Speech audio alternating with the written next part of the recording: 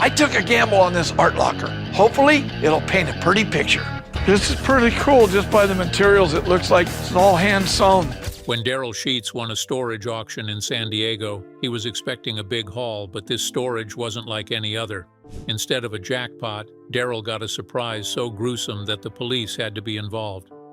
But that horrifying discovery isn't the only nightmare pulled from Storage Wars lockers. So what shocking thing did Darrell see that made the police get involved? And what other horrifying items were found in the lockers of other cast members? Let's rummage through. The gambler who plays for keeps. They called Darrell Sheets the Gambler, and he earned his nickname the hard way. Born May 13, 1958 in California, Darrell has been chasing the adrenaline rush of storage auctions for over 3 decades. While other buyers developed steady businesses with consistent profits, Darrell always swung for the fences. He wanted the big hit. He scores. He wanted a single locker that would pay off 6 months of losses in a single afternoon. Are his pursuits a sign of unrestrained greed? Maybe, but that approach made him perfect for Storage Wars. When the show premiered in 2010, Darrell was there from episode 1. His catchphrase became legendary. This is the wow factor. And he delivered wow factors repeatedly. In season 3's finale, Darrell dropped $3,600 on a locker that looked promising but not spectacular. Inside, he discovered multiple paintings by Frank Gutierrez, a Mexican impressionist and modern artist. An expert appraised the collection at $300,000. That's a crazy high return on investment. Turns out the locker actually belonged to Gutierrez himself. The artist had lost track of his own storage unit, his life's work, dozens of paintings representing years of creative output, sold at auction to a reality TV star. Darrell has also claimed to find 4 drawings by Picasso at various points in his career.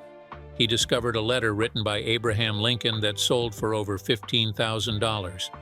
These weren't small wins. These were museum-quality artifacts ending up in abandoned storage units. But his most impressive haul came in season 5. Darrell purchased a locker for $2,700. When he started digging through the contents, he realized he'd hit the mother lode. Comic books, thousands of them, plus vintage toys, action figures still in mint condition boxes. The locker had toys, G.I. Joes, Hot Wheels, and collectibles from decades of pop culture. The comic collection alone contained approximately 3,000 books. Darrell valued each one at around $10, though some were worth considerably more. Got about 3,000 books here, so if I just go $10 a piece, it's $30,000 right. The collection included the first Spider-Man comic. Collectors went wild. It took 7 pickup trucks to haul everything away. The total value? $90,000. Darrell later claimed that if he'd held on to the collection, it would be worth $5.4 million today.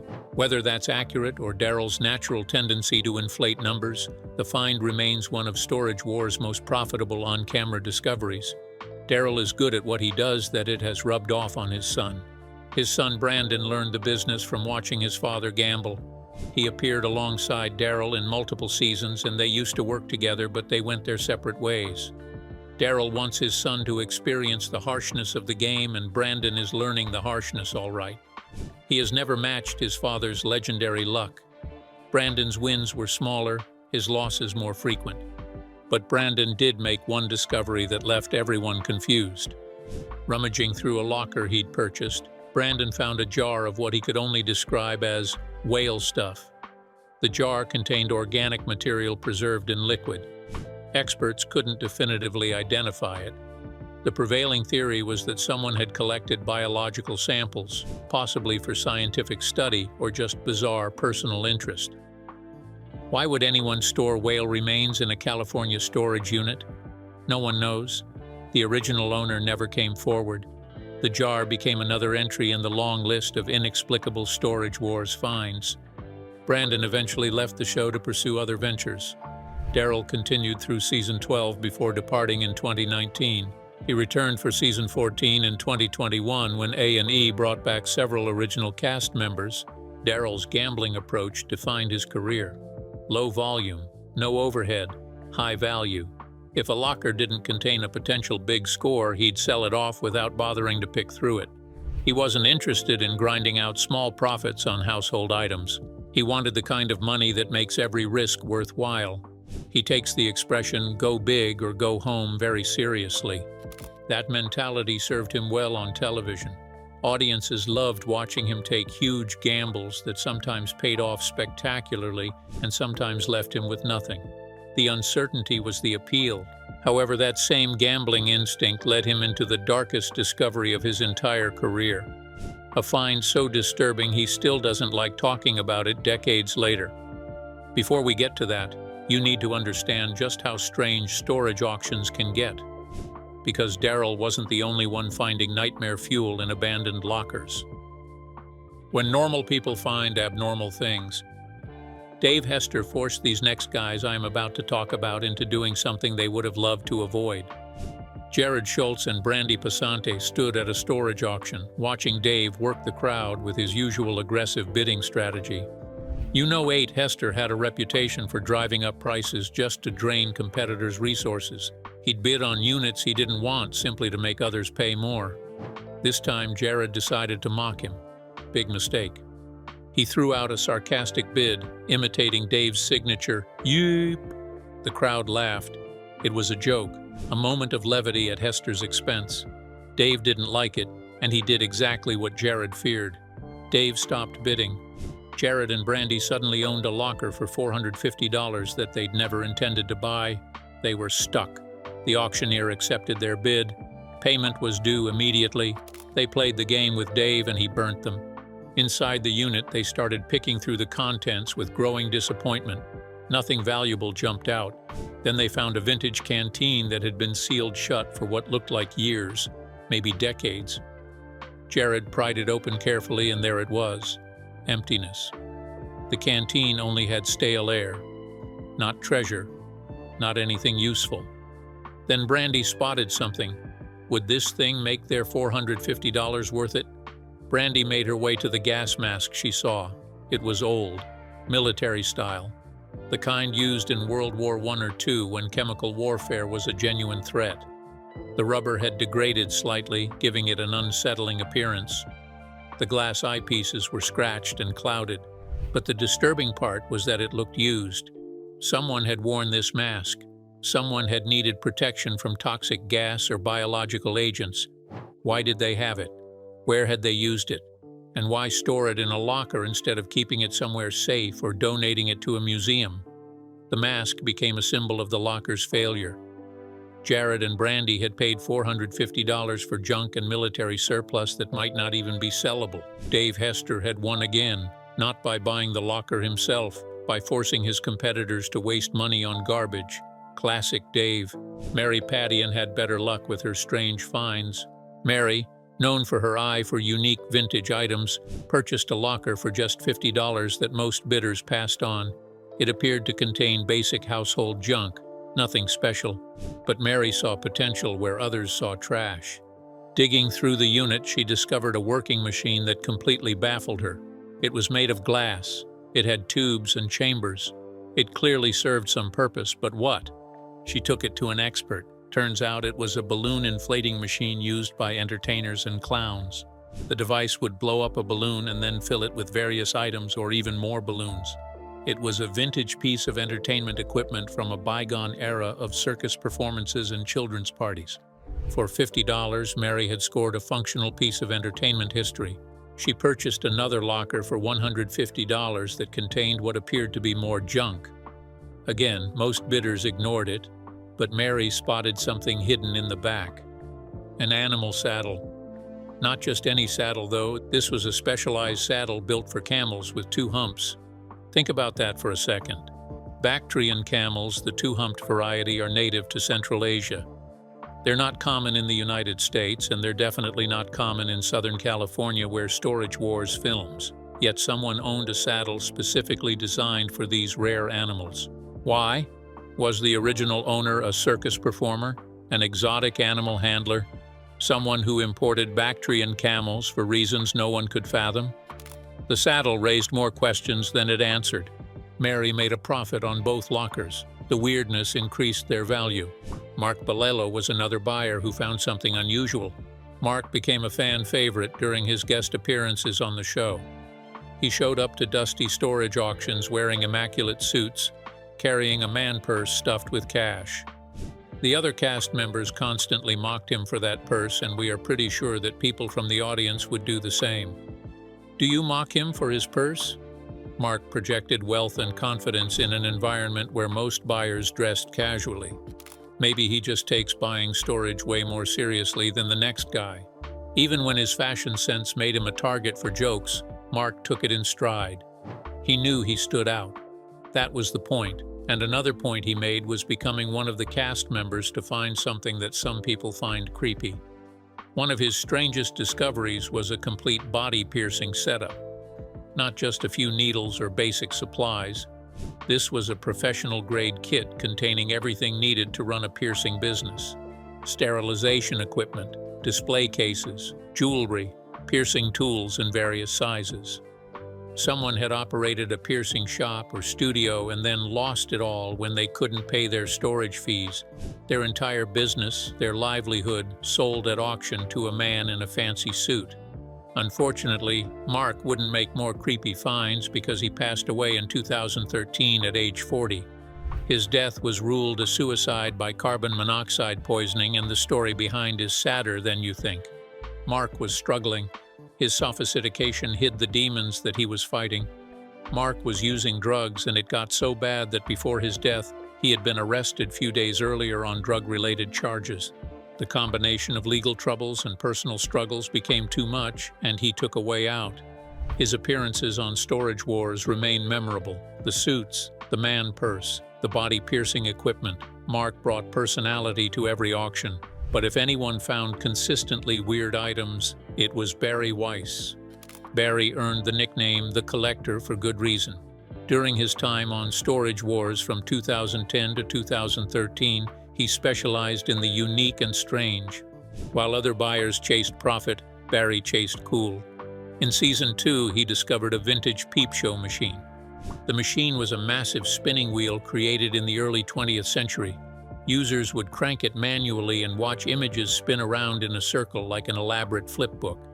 This was pre-cinema entertainment, portable motion pictures before anyone understood what motion pictures could become. It earned the peep show title because many of these machines were used to watch adult films. Back before modern pornography, people would pay to crank a wheel and watch suggestive images spin past. Barry's peep show machine was appraised at $7,000. For Barry, that was one of his biggest finds.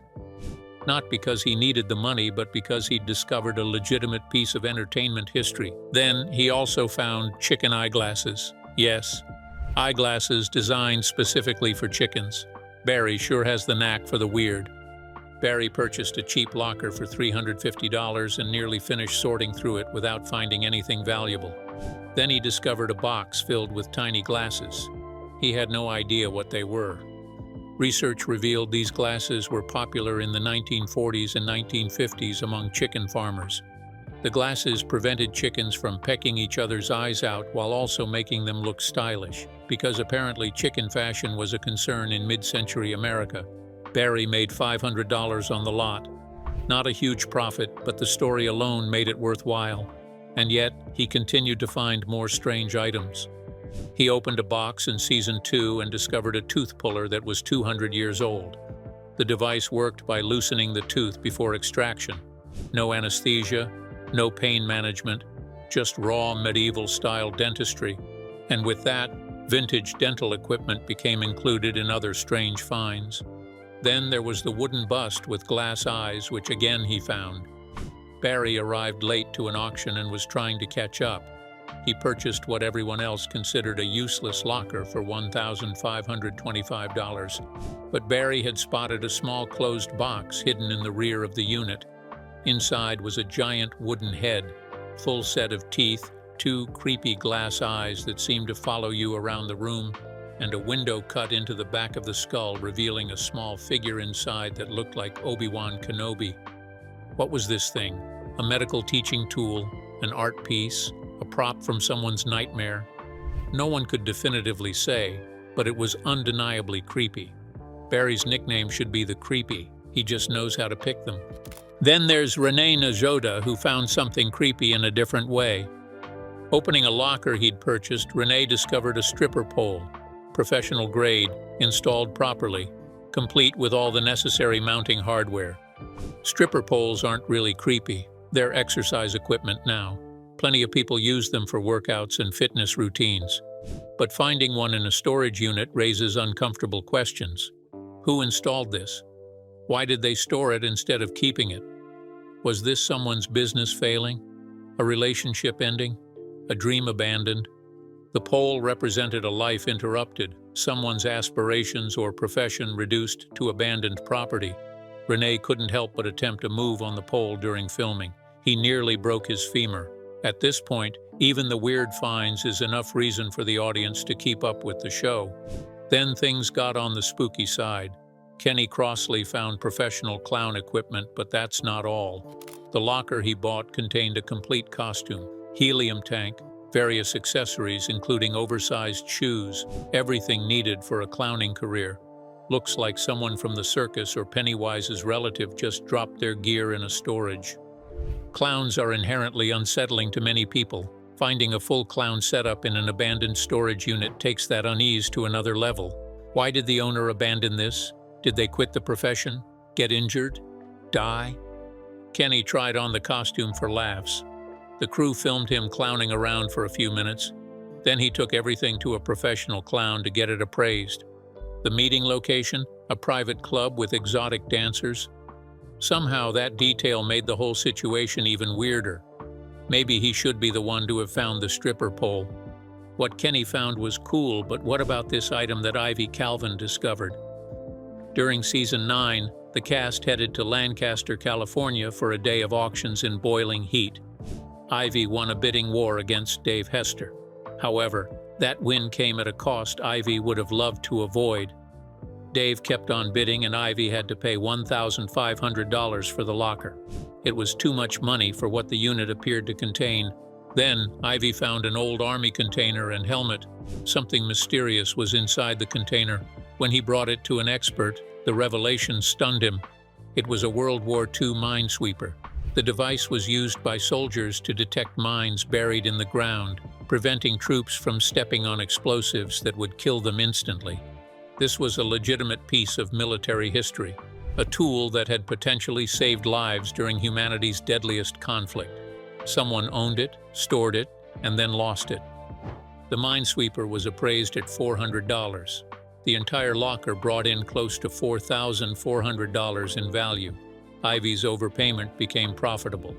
Looks like Dave wouldn't win this round, but we are curious. Dave sued the show for a couple of stuff, including trying to manufacture drama by planting items in lockers. So, could the minesweeper have been one of the things producers planted, or was it genuine? What do you think? So, back Darrell Sheets. He also found another strange item. In the season 1 finale episode, Live and Let Bid, Darrell purchased a locker for $250. He sorted through vinyl records and a fog machine. Then he discovered what he called a strange little music box. It wasn't a music box. It was a medical bleeder. Back before modern medicine understood antibiotics and proper treatment, doctors believed illness came from an imbalance of bodily fluids called humors. Blood, phlegm, yellow bile, and black bile needed to be balanced. To cure certain ailments, doctors would drain blood from patients. The medical bleeder was designed exactly for that purpose, a mid-19th century device used to cut patients and let them bleed. The theory was that reducing blood volume would cure fever, lower blood pressure, and restore balance. It was barbaric by modern standards, but someone had owned this device, used it on patients. Then it ended up in a storage locker. Darrell sold the bleeder for $500, double his locker investment. But that discovery paled in comparison to what we are about to tell you, the find that made everything else seem tame by comparison. The meat locker ... Some things you never forget, no matter how much time passes. For Darrell Sheets, 1988 was supposed to be another year of profitable storage auctions. He'd been in the business for years already. He understood the game. You buy cheap, you sell high, sometimes you win, sometimes you lose. Then he opened that locker in San Diego. The unit looked normal from the doorway. Furniture, boxes, the typical accumulation of someone's belongings. Darrell won the bid and started sorting through the contents. That's when he found the package wrapped in plastic. It was bulky, heavy, sealed carefully like someone wanted to protect whatever was inside. Darrell assumed it was furniture, maybe a mattress or rug. People wrap valuable items in plastic to prevent damage from moisture or pests. He started unwrapping it. If he had known what was in it, he would have stopped. Finally, he managed to unwrap a section. A rug wasn't what he saw. What he saw stared right back at him. It was a human face, skin discolored from decomposition. Darrell was holding a corpse, an actual dead body, deliberately concealed in plastic wrap and hidden in a storage unit like garbage. Darrell called the San Diego police immediately. Homicide detectives arrived. They secured the entire locker as a crime scene. Everything inside became evidence. The investigation revealed a horrifying story. According to police, a man had murdered his wife. Instead of disposing of the body or attempting to hide it somewhere remote, he'd rented a storage unit and placed her remains inside. Then he'd stopped paying the fees. When the storage facility couldn't reach him, they auctioned the unit off. Standard procedure. They had no idea what was inside. Neither did Darrell when he bid on it. Police told Darrell there were connections to an occult group, rituals, dark practices that went beyond simple murder. The details were so disturbing that Darrell has never fully discussed them publicly. From trying to have a good deal, Darrell stepped into a controversy. This event happened off camera, but in a 2011 special episode called Unlocked Sell High, the Storage Wars cast gathered around a poker table to share stories. Auctioneer Laura Dotson mentioned a case where a woman bought a locker containing only a box. Inside the box was a dead body. Looks like it wasn't only Darrell that had seen the weird stuff. It was actually that woman's story that triggered Darrell's memory. He'd experienced the same nightmare. I actually found a body years ago in like 1988 down in San Diego, California, Darrell said during the episode. You know, I don't really want to talk about it a whole lot, but it wasn't a pleasant situation. But in this business, it does happen. I've found ashes, coffins. His voice trailed off. Even decades later, the trauma remained. Reality Weekly magazine interviewed Darrell in 2012, and he provided more details. He explained the corpse was wrapped in plastic. Police told him about the murder, the husband, and the occult connections. It was a very horrific story, and it was an occult group and all that kind of stuff, Darrell said. The San Diego police confiscated everything in the locker. The magazine contacted the San Diego Police Department to verify the story. The department responded that they couldn't confirm or deny the account without additional information like exact dates and locations. The story became Storage Wars lore, something that might be true, might be exaggerated, might be entirely fabricated for television. But was it real? Several factors make verification difficult. The unlocked episode isn't available on the A&E website. It's not streaming anywhere. Reality Weekly, the magazine that published the interview, shut down years ago. Darrell has gone quiet about the incident on social media. Dave Hester's lawsuit alleging the show staged finds adds another layer of doubt. If producers planted valuable items in lockers, would they also plant fake stories about finding corpses? It seems extreme, but the accusation exists. However, Darrell's reluctance to discuss details suggests the trauma is real. He doesn't boast about the discovery. He doesn't use it for publicity. When asked, he deflects and changes the subject. I don't really want to talk about it a whole lot, isn't the response of someone milking a fake story for attention. Finding a murdered corpse wrapped in plastic would traumatize anyone. The initial shock of unwrapping what you think is furniture and discovering human remains. The police investigation, the knowledge that you'd purchased a murder victim's final resting place. Storage auctions reveal humanity's darkest moments. Death, financial ruin, relationships destroyed, lives abandoned. Every unit tells a story of failure. Someone couldn't pay their fees. Someone walked away from their possessions. Someone died and their belongings were sold off to strangers. Most of those stories are mundane: divorce, job loss, foreclosure, the everyday tragedies that happen to ordinary people. But sometimes, rarely, the story is far darker. A husband murdering his wife and hiding the evidence. An occult group using a storage unit for rituals. A corpse wrapped in plastic and forgotten. Darrell Sheets gambled on storage units for decades. He chased the big score, the wow factor, the life-changing find. Instead, he found death. That discovery changed him. He continued in the business. He kept appearing on storage wars. He kept chasing profits. But part of him never left that San Diego storage unit in 1988. Some gambles you win, some you lose, and some you wish you'd never made. What nightmares still wait? Storage Wars continues, airing new episodes in 2025. Season 16 premiered in June with hour-long episodes. Dave Hester returned after a 3-season absence. Darrell Sheets came back for Season 14 in 2021. The show refuses to die despite scandals, lawsuits, and allegations of staging. People keep watching because the appeal remains. What's inside that locker? What secrets are hidden behind that rolling door? What treasures or horrors wait to be discovered? Every storage auction is a gamble. You bid on the unknown. Sometimes you find comic books worth $90,000. Sometimes you find paintings appraised at $300,000. Sometimes you find Spanish gold worth $500,000, and sometimes you find a corpse wrapped in plastic. The scariest thing about Storage Wars isn't what's been found, it's what might still be out there. How many storage units across America contain dark secrets? How many murders remain unsolved because the evidence sits in an abandoned locker somewhere? Darrell Sheets learned that lesson the hard way. The gambler bet on the wrong unit and lost his peace of mind. But he kept gambling, because that's what gamblers do.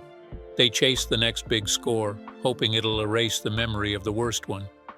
Storage Wars taught us that anyone's life can end up in a 10 by 10 metal box. Your belongings, your secrets, your crimes, all waiting to be discovered by a stranger with a flashlight and a dream of easy money. So the next time you watch someone bid on a storage unit, remember this: they're not just buying junk, they're buying someone's story. And some stories should stay buried, from human corpses to chicken eyeglasses, from World War II minesweepers to professional clown costumes. Storage Wars has revealed the bizarre, the valuable, and the absolutely terrifying hidden in abandoned storage units. Darrell Sheets found the darkest discovery of all: a murdered woman wrapped in plastic, connected to an occult group, confiscated by San Diego police. Whether you believe the story or not, Darrell's refusal to discuss details suggests the trauma is real. What do you think? Did Darrell really find a corpse in 1988? Or is this another staged story from a show accused of planting items? Let me know in the comments. I'll read every single one. If you enjoyed this deep dive into Storage Wars' scariest moments, smash that like button and subscribe. I've got more dark reality TV secrets coming your way. Trust me, you won't want to miss what I've got planned next. And if you're curious about other Storage Wars controversies, check out our video on Dave Hester's lawsuit that nearly destroyed the show. That story gets wild. Thanks for watching, stay curious, and maybe think twice before bidding on that cheap storage unit. You never know what nightmares might be inside.